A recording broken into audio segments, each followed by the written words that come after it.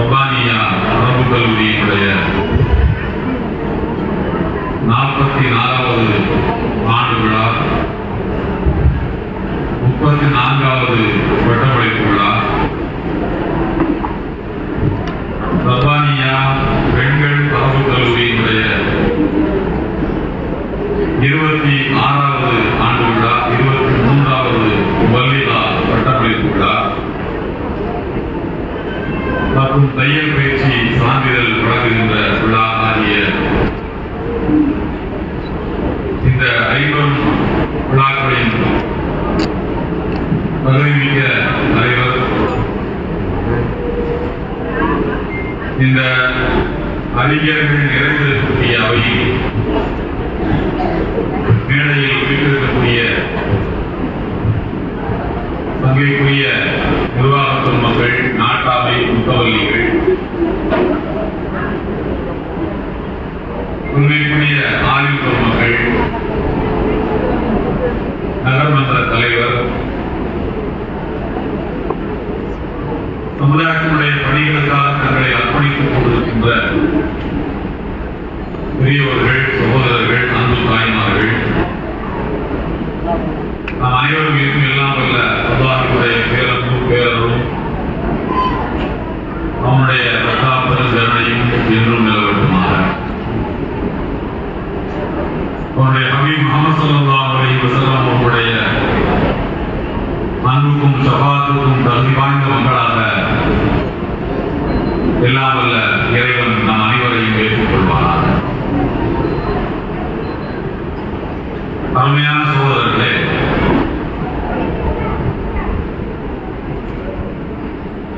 இரண்டு விஷயங்கள்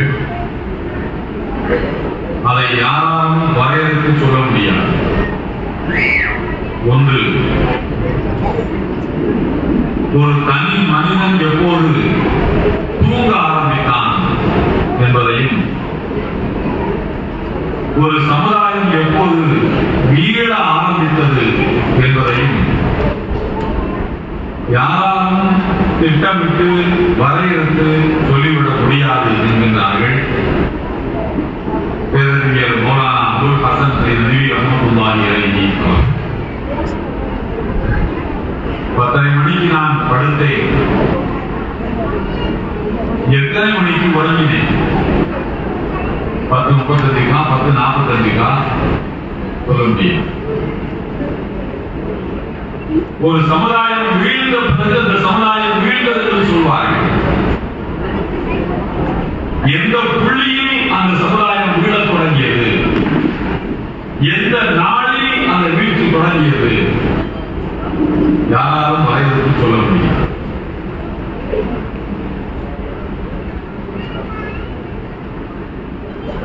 ஒரு சமுதாயத்தினுடைய வீழ்ச்சிக்கான காரணங்களை நாம் கண்டுபிடிக்கலாம்.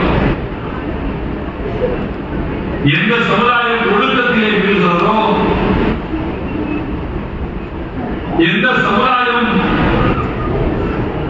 ஆண்டான் அடிமையின் பாகுபாட்டை கடைபிடிக்கிறதோ, எந்த சமுதாயத்திலே பாரபட்சம் நிலவுகிறதோ, எந்த சமுதாயத்திலே வேறுபாடுகள் இருக்கின்றனவோ, தீண்டாமை இருக்கின்றனவோ, அந்த சமுதாயம் வீழ்ந்து கொண்டிருக்கிறது என்று கூறும். பாரசீகத்திலே நௌஷேர்வான் என்கின்ற ஒரு புகழ்மிக்க அரசர் இருந்தார், நீதிமிக்க அரசர். நபிகள் நாயகம் ஸல்லல்லாஹு அலைஹி வஸல்லம் 1400 ஆண்டுகளுக்கு முன்னர் மக்காவிலே பிறந்த போது நௌஷேர்வான் பாரசீகத்திலே ஆட்சி நடத்தி கொண்டிருந்தார். பாரசீகத்துக்கும் அரபு நாட்டுக்கும் சம்பந்தம் இல்லை. பாரசீக மக்கள் பேசுகிற மொழி வேறு, கலாச்சாரம் வேறு, பண்பாடு வேறு, மத பழக்க வழக்கங்கள் வேறு. பாரசீகத்தை நெருப்பை வணங்கி கொண்டிருந்தார்கள். ஆனால் நபிகள் நாயகம் ஸல்லல்லாஹு அலைஹி வஸல்லம் சொன்னார்கள், உலித்து ஃபீ ஸமனி மலிகி ஆதி, நீதிமிக்க ஒரு மன்னர் பாரசீகத்தை ஆட்சி செய்து கொண்டிருந்த போது நான் மக்காவிலே பிறந்தேன் என்று சொன்னார். அரசன் உலகத்தினுடைய எந்த மூலையில் இருந்தாலும் அவனை மதிக்க வேண்டும், அவனை அடிப்படையாக வைத்து வரலாற்றை எழுத வேண்டும் என்று நபிகள் நாயகம் ஸல்லல்லாஹு அலைஹி வஸல்லம் விரும்பினார்கள் என்பதற்கு இந்த ஒரு சொல் சாட்சி. பாரசீகத்தில் நீதிமிக்க மன்னன் ஆட்சி நடத்திய போது நான் அரபு நாட்டில் பிறந்தேன்.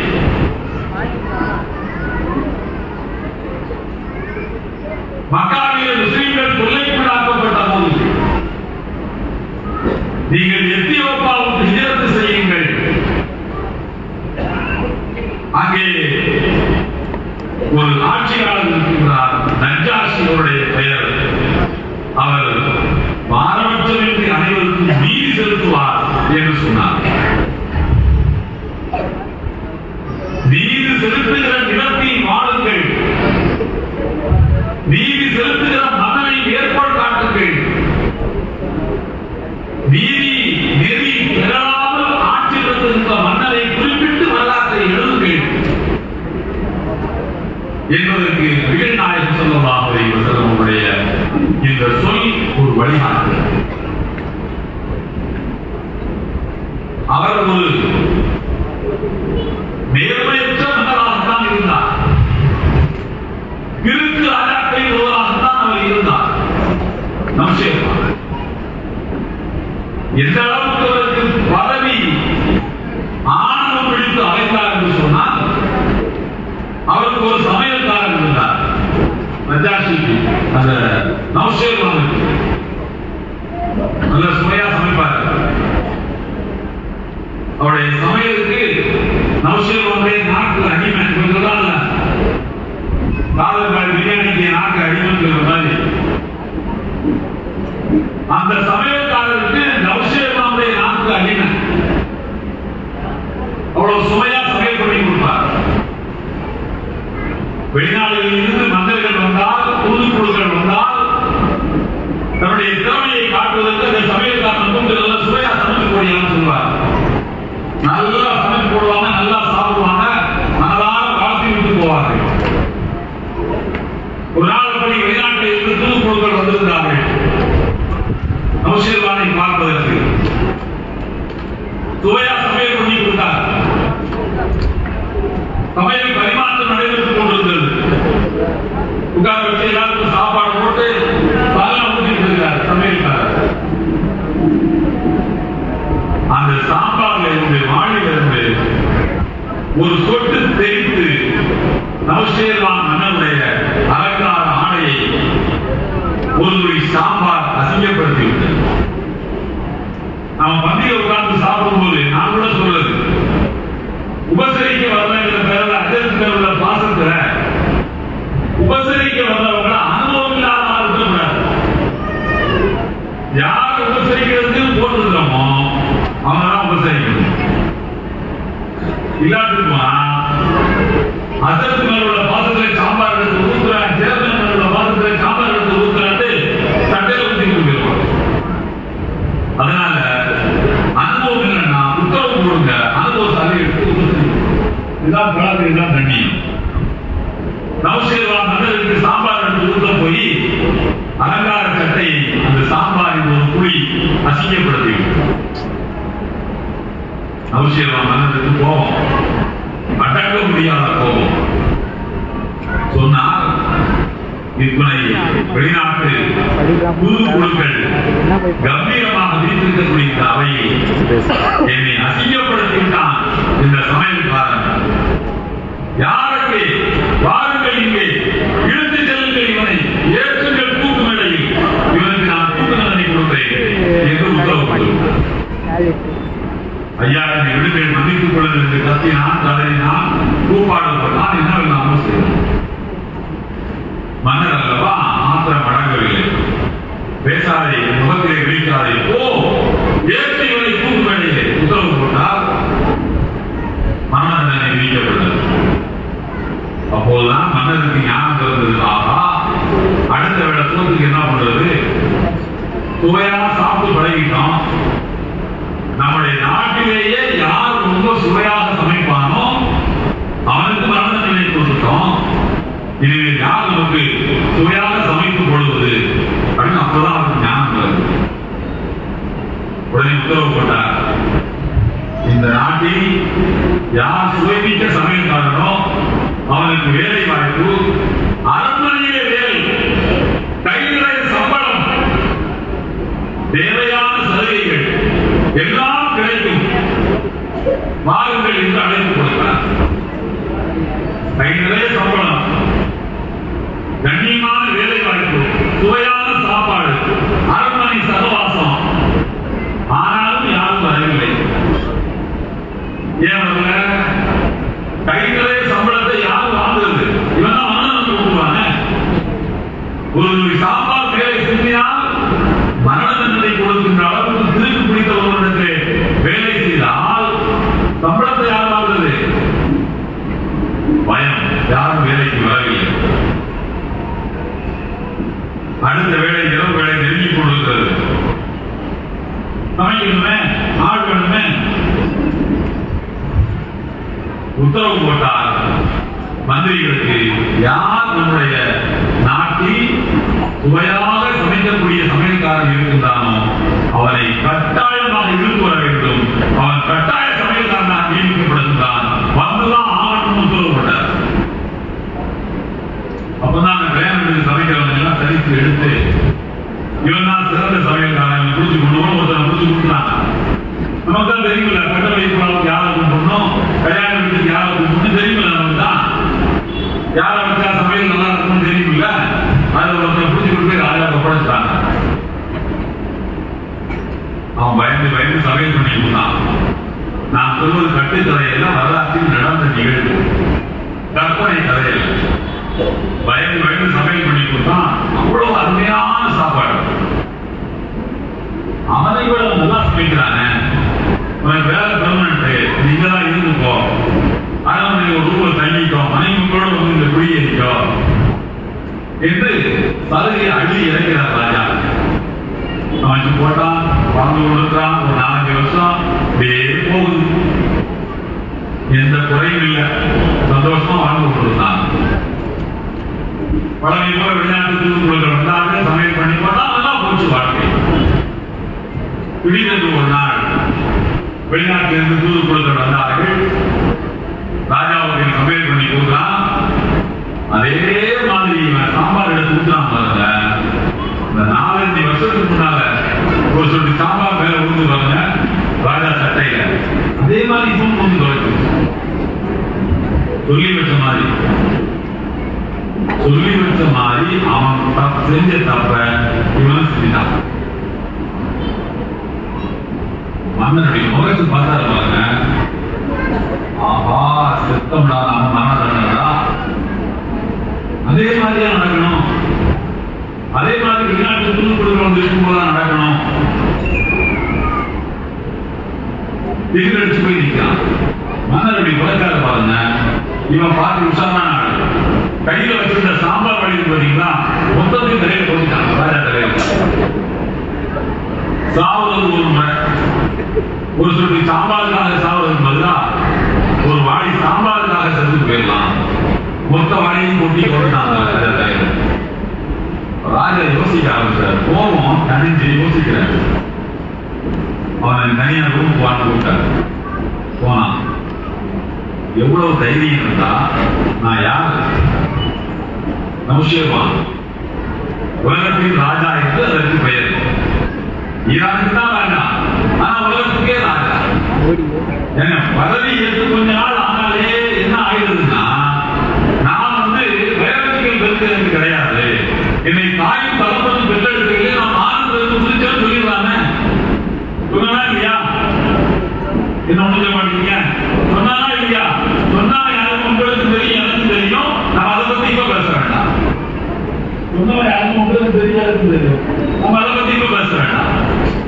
அப்ப நௌஷேர்வான் மக்களால் தேர்ந்தெடுக்கப்பட்டவனுக்கே அவ்வளவு ஆணவம் வந்ததுன்னா கேள்வி கேட்பாங்கல்ல ராஜா, அவனுக்கு ஆணவம் வரும்ல. என் மேல சாம்பார் வழி வேண்டாம் அப்படி இவ்வளவு கொடுப்பா வந்து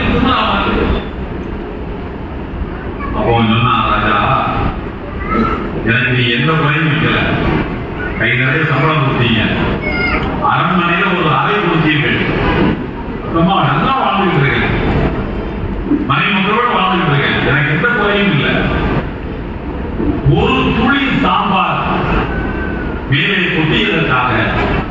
இந்த ராஜாவை பாருங்க, இவ்வளவு பாசமான சமையல்காரன், சுவையான சமையல்காரன், ஒரு புளி சாம்பார் மேல ஊற்றிட்டான் அவன் அப்படிங்கிறதுக்காக இந்த ராஜா இவனுக்கு போய் நரதண்டனை கொடுத்துட்டாரு அப்படின்னு எல்லாரும் உங்களைத்தான் சொல்லுவாங்க. இப்போ எனக்கு நரதண்டனை கொடுத்தா எல்லாரும் என்ன சொல்லுவாங்க? இவனுக்கு தேவைதான், ராஜா தலையில ரூபாய் சாம்பார் ஊத்துனாங்கல்ல, அப்ப இவனுக்கு தேவைதான் அப்படின்னு எல்லாரும் என்ன போக சொல்லுவாங்க? உங்க மேல பழி சொல்லு வரக்கூடாது என்பதற்காக என் மேலே அந்த பழியை நான் போட்டுக்கிட்டேன். அதனால இப்ப எனக்கு நரதண்டனை கொடுத்தீங்கடா, உங்களை யாருமே குறை சொல்ல மாட்டாங்க ராஜா அப்படின்னு சொன்னாங்க. மன்னனுக்கு அந்த அப்ரோச் ரொம்ப பிடிச்சிருச்சு. பட் அந்த வீரிங் எனக்கு பிடிச்சிருச்சு, அந்த அப்ரோச் எனக்கு பிடிச்சிருச்சு. ராஜா சொன்னா, உனக்கு விடுதலை, என் பேரை காப்பாற்றுவதற்கு உன் உயிரையே நீ தருவாய் என்று சொன்னால் உனக்கு விடுதலை, இன்னும் உனக்கு டபுள் சம்பளம் என்று மன்னர் சொன்னார். இந்த சம்பவம் தான் நவசேர்வான் மன்னனுடைய கொடூரமான சிந்தனைக்கு முடிவு கட்டிய சம்பவம். இதற்கு இதுதான் அவருடைய வாழ்வில் ட்ரிகரிங் பாயிண்ட். இதற்கு பிறகுதான் அவர் நீதி செலுத்தக்கூடிய ஆட்சியாளராக ஆனால் என்று அவருடைய வரலாறு போவது. நான் உங்களுக்கு சொல்ல வருவது என்னவென்றால், நாம் நம்முடைய இறைவனோடு, நமக்கு ராஜா யாரு, நமக்கு மன்னன் யார், நமக்கு படியளப்பவன் யார்? அல்லாஹ். நம்மை தாராட்டி, நம்மை பாராட்டி சீராட்டி பாதுகாத்துக் கொண்டிருக்கக்கூடிய பேரிறைவன் யார்? ரப்புல் ஆலமீன் அல்லாஹ். அவன் தந்திருக்கக்கூடிய இந்த மார்க்கத்தை பாதுகாப்பதற்கு நம்மை நாமே அர்ப்பணித்துக் கொள்ளக்கூடிய நிலை, அந்த முடிவுக்கு நாம் பகிர்ந்து போது அல்லாஹ் நமக்கு ப்ரமோஷன் கொடுப்பான், டபுள் சம்பளம் ராஜா கொடுத்த மாதிரி நம்முடைய வாழ்வை நமக்கு உயர்த்தி கொண்டே செல்வான். நான் தொடக்கத்தை ஒரு வார்த்தை சொல்லி ஆரம்பித்தேன். எத்தனை பேர் கவனித்தீர்கள் எனக்கு தெரியாது. விழுப்புரம் மாவட்டத்தினுடைய அறிவு தலையினர் போட்டபோது எந்த ஊர் மார்க்க கல்வியை மதிக்கிறதோ, எந்த ஊர் சரியத்தினுடைய கல்வியை மதிக்கிறதோ, எந்த ஊர் அல்லாஹ்வுடைய கல்விக்கு ஒத்துழைப்பாக இருக்கிறதோ, எந்த ஊர் அல்லாஹ்வின் கல்வியை ஊக்கி பிடிக்கிறதோ, அந்த ஊருக்கு அல்லாஹ் டபுள் ப்ரமோஷன் கொடுக்கும். இங்க ஏற்கனவே டபுள் ப்ரமோஷன் தான் போயிட்டு இருக்கு. ஆண்கள் கல்வி ஒன்று இருக்கு, பெண்கள் கல்வி ஒன்று இருக்கு. நான் இதில் மௌலவி ஆலிம் ரப்பானி பட்டத்தை நம்முடைய கல்பாக்கம் அருகே இருக்கக்கூடிய மாணிப்பாக்கம் முகமது ரசூல் என்ற மாணவருக்கு சனதும் ஒரு பெரிய சூட்கேஸ் நினைவாக நம்முடைய சிறப்பு கட்டணர் மௌலானா வழங்குவார்.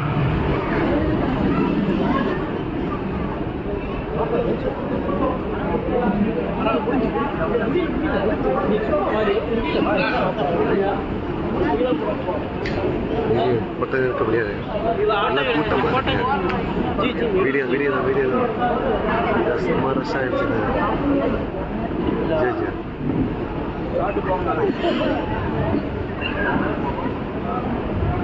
जी